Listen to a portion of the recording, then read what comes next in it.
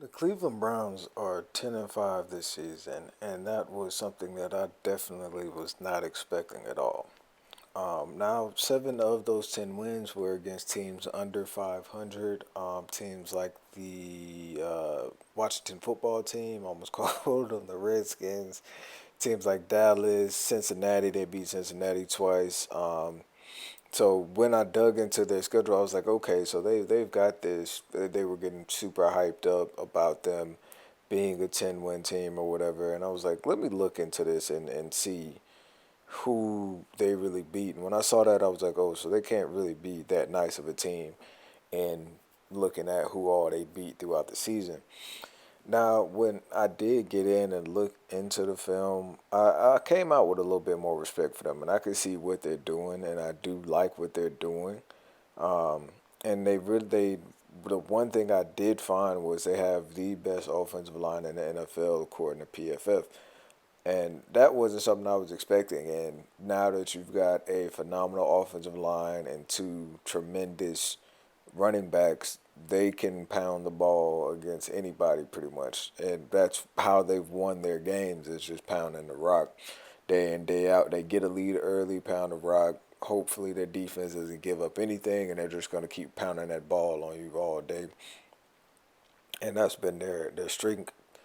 Now, I remember I thought they were going to have this type of start when Freddie Kitchens came in, when they signed Odell, when they signed Kareem Hunt, and all of those guys coming in to help Baker. But with Freddie Kitchens, the way he was calling those plays in 2019, it was not fitting with the personnel they had. He was doing a lot of like kind of trick plays, really, or like spread offense things and have Baker launch the ball 40 times a game when I mean, I guess he still had faith in him at that point for him to be the guy that he was in college, but from what we see, like that's not going to translate over to the NFL, and we need to translate him into a different position, which is what the new coach came in, the new coach that got signed in the 2020 offseason.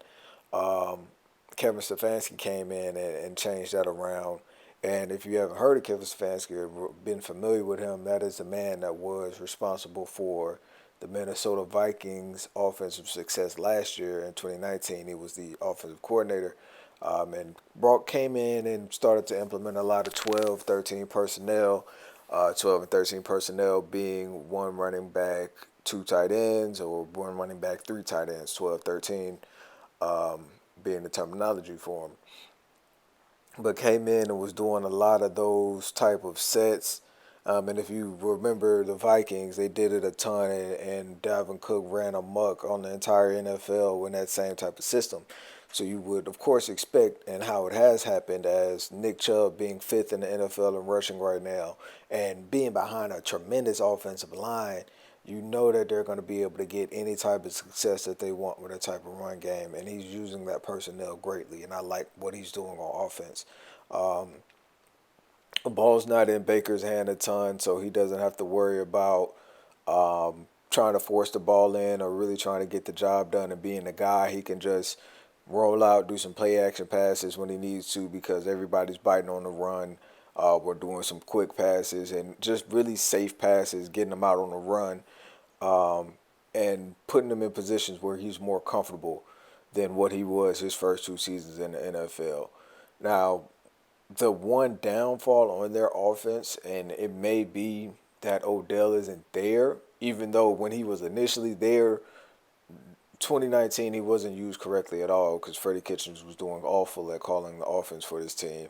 2020, we kind of got to see him a little bit, but he unfortunately tore his ACL, so we didn't really get to see him learn the offense and get in rhythm with this new offense that they have running. Um, but all that to say that they don't have anybody on the in the wide receiver core that can really separate, or really just that, man, separate, help them out when they're coming from behind or down in a game.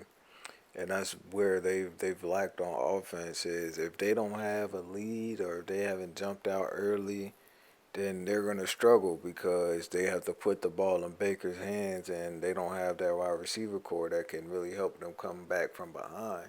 And Baker himself may make a mistake or make errors that really help cause them the game and push it even further out of hand.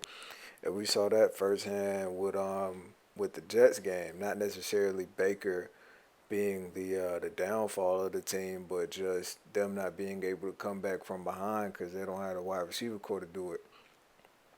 And then that leads me into the actual biggest issue on this team is their defense. I mean, they've got nice pass rush. I can tell by how the team is built that they want to be able to get that pass rush onto the opposing teams, and hopefully they can get home. But if that pass rush doesn't get home, say teams double Miles Garrett for whatever reason, they're getting bombed, and it happens every single game, and that's why they got blew out by the Steelers.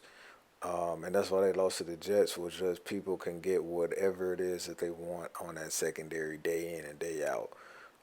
And I mean, they've got. I know they've tried to address the situation. They've got a bunch of young guys. They've got Greedy Williams that's been dealing with injury. Grant Delpit dealing with injury.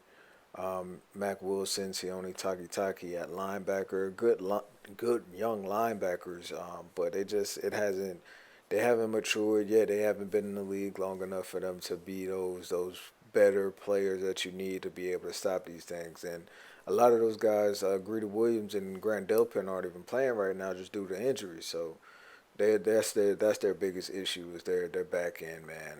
Like that's every game they've lost has literally almost been because their defense can't make the plays, combined with them getting down early and not having a passing game as good as their running game and keeping them from being able to come back. But that's just my take on it, man. I didn't think that they were a good team, but after looking at to the film, I mean, I could see what they're doing. I still don't think that they're gonna get deep into the playoffs whatsoever, just due to that defense and them not being able to throw the ball great. But you guys, let me know what y'all think, man. Do you think they're gonna be a playoff contender, make a deep run into the playoffs? Do you think they're gonna put out in the first round if they even beat the Steelers this Sunday to get into the playoffs? Just let me know what you guys think, man.